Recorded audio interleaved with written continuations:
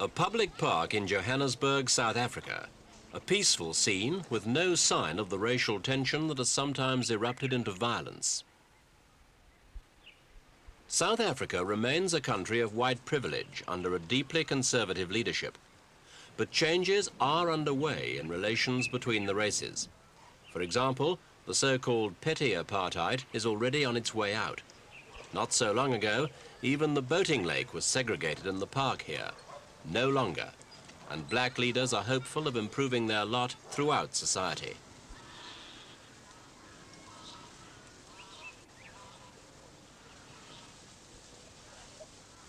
The general policy of apartheid, separate development for the races, is not about to disappear. In daily life here in Johannesburg, blacks still have their own buses, taking them to and from black townships.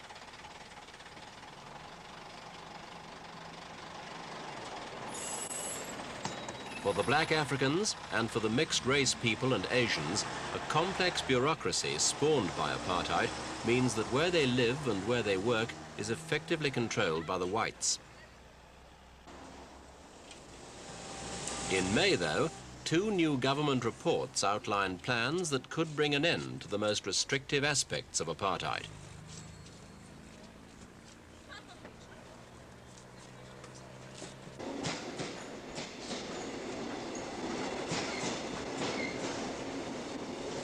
The Riekert report, drawn up by a former economic advisor to the Prime Minister, tackles such issues as the movement of blacks between cities and rural areas.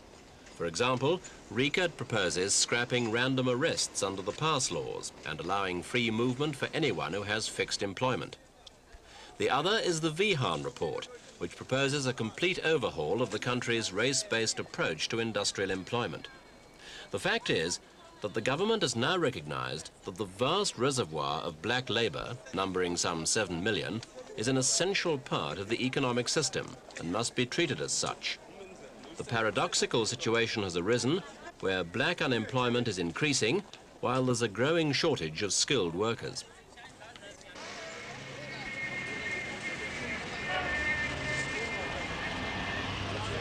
According to Vihan, the black workers' labour unions should be recognised and all jobs should be open to blacks, ending the much criticised job reservation, under which better jobs are reserved by law only for whites. Vihan also recommends changes in the law which enforces the provision of separate facilities for different race groups at work. The Commission says this should be sorted out between workers and employers. The government set up the Vihan Commission on Labour Legislation in June 1977. Its interim report came out in May, and within 24 hours, a government-wide paper was issued accepting most of the report's recommendations. But there has been criticism of it from both sides. Blacks saying that the proposals don't go far enough, white unionists feeling their jobs and living standards are threatened. Professor Nick Vihan himself insists the plans are good for the whole country, as well as for the black workers. Well, Part 1 you refer to. Part 1 opens up the system to black workers and bring them into the system on an equal basis with all other workers in South Africa. We've also proposed the repeal of the principle of statutory job reservation, which was accepted by the government, which means from now on all job opportunities would be open to black workers.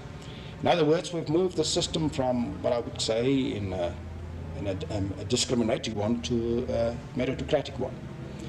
And therefore, from now on, the system would be applicable on an equal basis to all workers in South Africa, irrespective of race or color.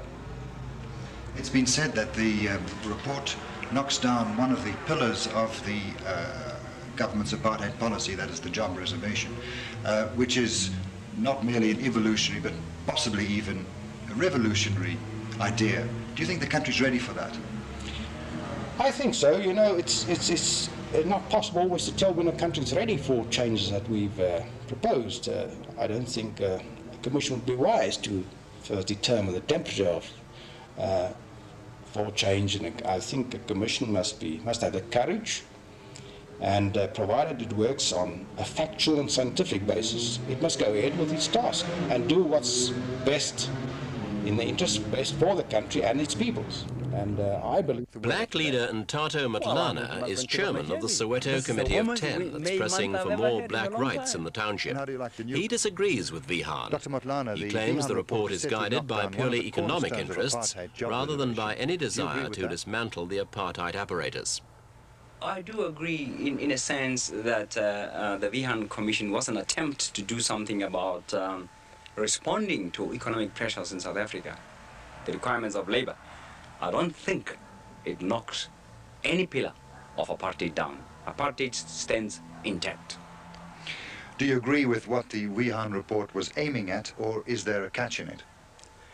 I believe the Vihan report simply makes it possible for South Africa to develop economically using all the available resources in terms of labor, manpower, materials.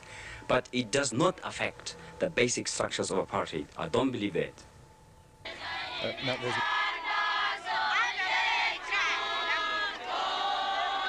Back in 1973, there was a series of strikes over pay, including this protest by black women in the clothing industry. They didn't just feel poorly paid. They objected to Asians and mixed-race people being paid at a higher rate. In fact, Asian women still dominate this industry. But all should benefit if the Vihan proposals are adopted. For there would be union negotiating powers, movement from job to job, apprenticeships, already basic workers' rights in much of the world. But such rights have been withheld here so long that the chance of being given them at last is an exciting prospect for many, including Luciu Mugio, the General Secretary of the National Union of Clothing Workers, which represents 20,000 people in the garment industry. Well, I think first and foremost an African has been aware that his union was unregistered and unrecognized. And these changes have brought about some hope that there are better things to come. Because for the first time, a black will be able to sit around the negotiation table and bargain for his wages, working conditions, and other things that we have in the clothing industry where other workers are not enjoying, black workers are not enjoying. And he feels that now that he is going to be, defined as an employee, when for many, over 55 years, we were regarded as units, I suppose, although we're contributing to the economy of the country, but we were not recognized as employees. So this has made a very great and tremendous impact on a black worker.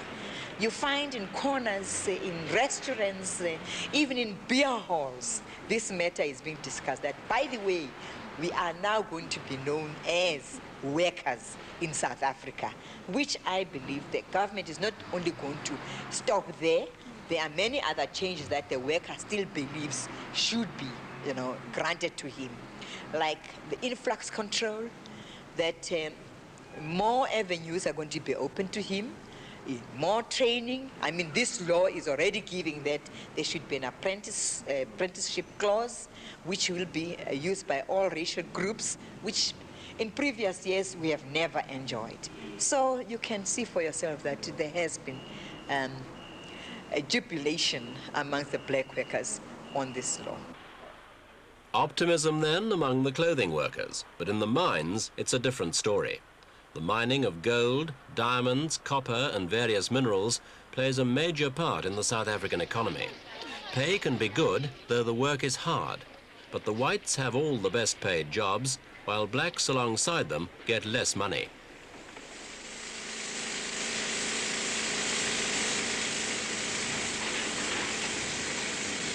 One of the issues raised in the Vihan report that will affect industry, including mining, is job reservation. That's the legal practice of reserving certain jobs for whites, and under which black workers cannot progress beyond a certain grade.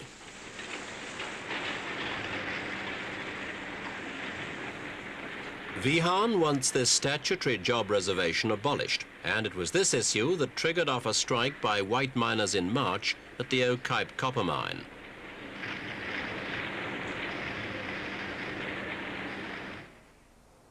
In April, black workers went on strike at the Ellensrand gold mine in the Transvaal and set off on a rampage of arson and looting. They were reportedly unhappy with wage agreements, though management suspected political motives.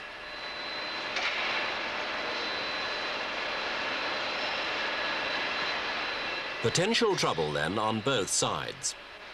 The White Mineworkers Union represents the rank and file support of the Nationalist Party and tends to be ultra-conservative. White unionists want to protect their average earnings of about $2,000 a month and privileges such as 3-bedroom houses for a nominal rent of about $12 a month. Their week-long strike in March was only called off after joint intervention by employers and government. The black miners, on the other hand, average only about $150 a month, and they live in barrack-like quarters. They've had no trade union rights and therefore no channels to negotiate pay and conditions. Although the Vihan report will change that, the government specifically excludes the mining industry in its acceptance of the recommendation to end job reservation.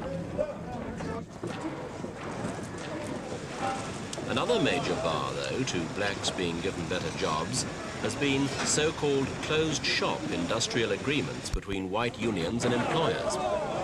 The closed shop means to get a job, an applicant must be a union member. When the closed shop is combined with another recommendation that unions may be uniracial if they wish, any racially segregated union can simply freeze out any black worker. Vihan recommended the closed shop should be kept, but the government has suspended it pending further inquiries.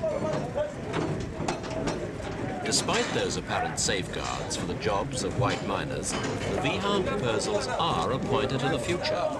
The government needs more skilled black workers, and this economic pressure means that black miners might be given a better deal, in spite of the strong feelings of the Mineworkers Union and its General Secretary, P.J. Paulus. Do you feel then that the government has betrayed you on this situation? Oh, definitely. The government betrayed the white worker of South Africa. Do you foresee that this Commission recommendations will be put into effect, and how will it affect your union? Well, at the present moment, it wouldn't affect my union if it put into force, because we've got another act which we call the Mines and Works Act, and the Commission will only investigate the Mines and Works Act at a later stage, and I think they set that is 6 on their program.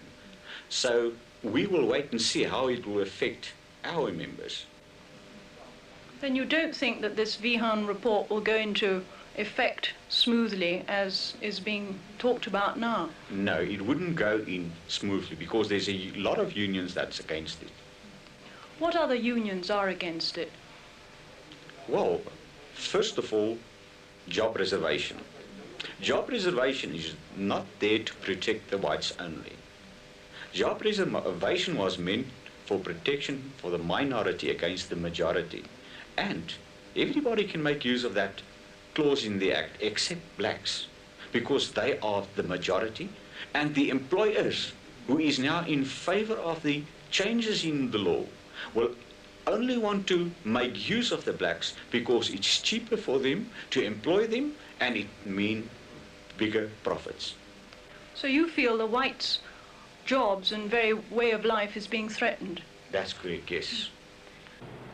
As a result of the publication of part 1 of your report, the Mineworkers Union has split away or is about to break away from the Confederation of Labour. What is your comment on their reaction to it? Well, I think it's premature, really. You know, as we've said in our report, that the mining industry will be dealt with in part 3 of our report. As far as the statutory job reservation determination applicable to the mining industry at this point in time, we did not propose that that should be abolished immediately. We recommended that it should be phased out, as we've done with the 23 parts that have already been phased out. I think that the action on the part of the Mineworkers Union is completely premature, and to my mind, perhaps more politically motivated than Labour was. Job reservation has in fact been whittled away in many areas over the last 2 years. In addition to the mining industry, though, job reservation is applied to 4 other major areas, including the building industry. The Vihan Commission recommends that job reservation should continue in these sectors for the present and promises they will be dealt with at a later date.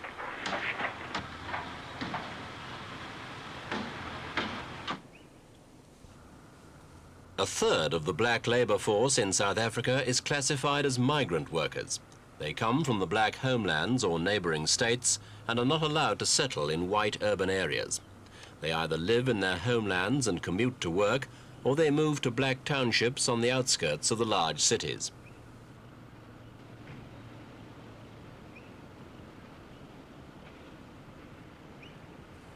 Alexandra's a black township on the edge of Johannesburg. The government had planned to replace it with a migrant workers' hostel, but reversed its decision at the same time it published its white paper reaction to the Vihan proposals. For migrants, it was a bad day for 2 reasons.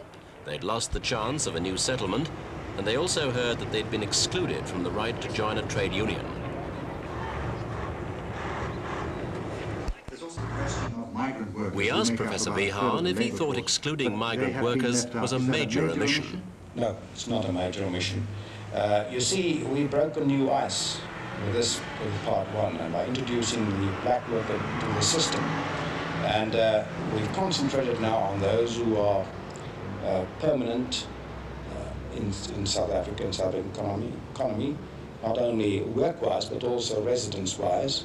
As regards migrant workers and commuters, they will be dealt with in more detail in part 2 of the report, which we hope to finish within the next few months.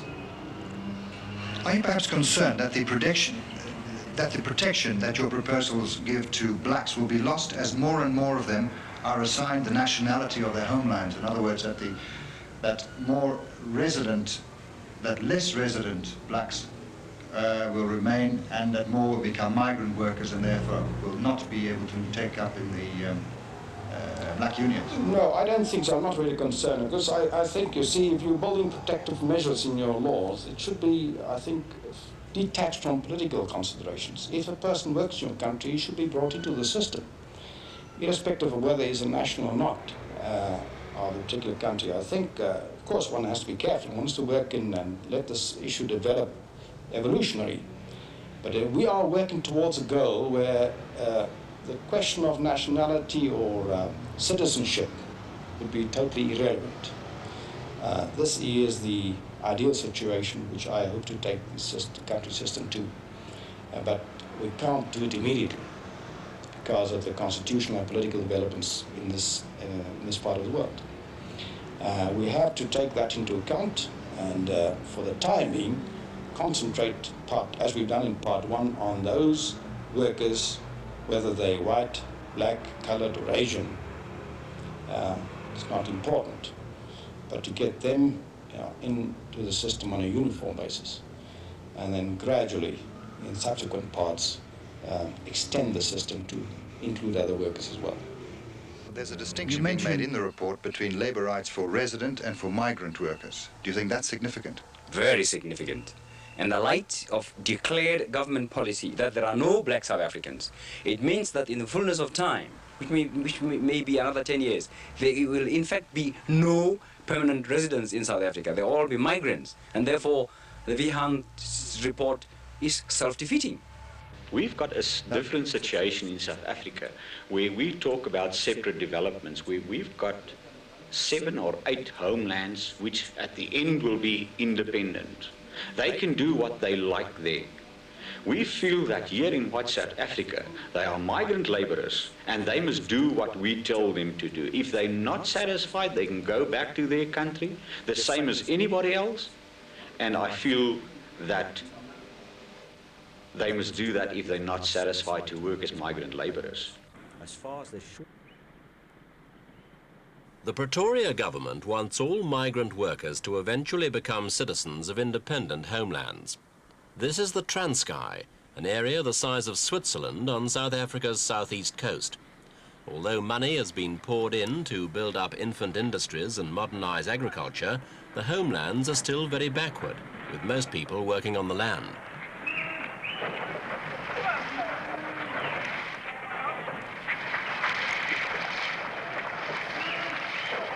The theory is for the homelands to be economically independent, accommodating 70% of South Africa's population.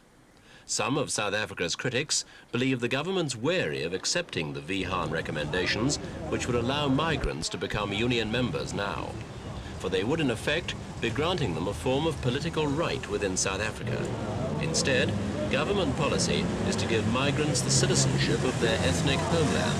So in South Africa, they'll have no more rights than other foreign workers.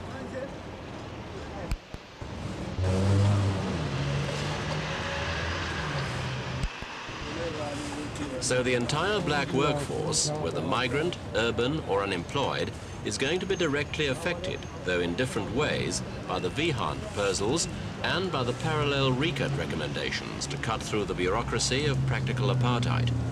Both commissions were set up in the aftermath of the bloody riots in Soweto that led to the deaths of about 700 people across the country.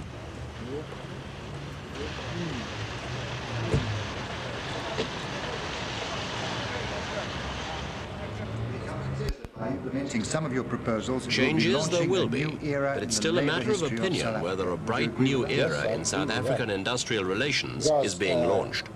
I think one of the most important statements made in the last 5-6 years was a recognition that blacks now form a permanent part of our economy. Now, by bringing them into the statutory system of industrial relations, definitely breaks completely new ground for us and introduces the black worker into a statutory system. It makes them partners in this system of regulation of industrial relations. The job opportunities are open for them now, so I think I can continue with a lot of aspects which I think go to prove that we are definitely moving into a new era. We don't want to take them down because, as I explained, they've got homelands. They've got 2 independent countries already where they can go and work, where they need these people. And we've got nothing against them to go to their independent countries or their homelands to build that up. And if they want to become artisans or apprentices or anything, they can do it there with the greatest pleasure. If the fundamental recommendations of the Vihan Commission are accepted and translated into meaningful legislation, then certainly they will be peripheral, not fundamental, because fundamental question in South Africa is a question of the sharing of power, and that is not affected. Who is right? The government's going ahead with removing some of the controversial aspects of apartheid, and it's ready to give black workers a new deal. That goes some way towards meeting international and domestic critics, while making South Africa's economy even more buoyant than it is. But there are many loose ends, and much will depend on the small print that finally appears in the legislation. To both blacks and whites, those details might prove just as important as the broad principles. Yes, that's what you said. 50. If we want really to buy it.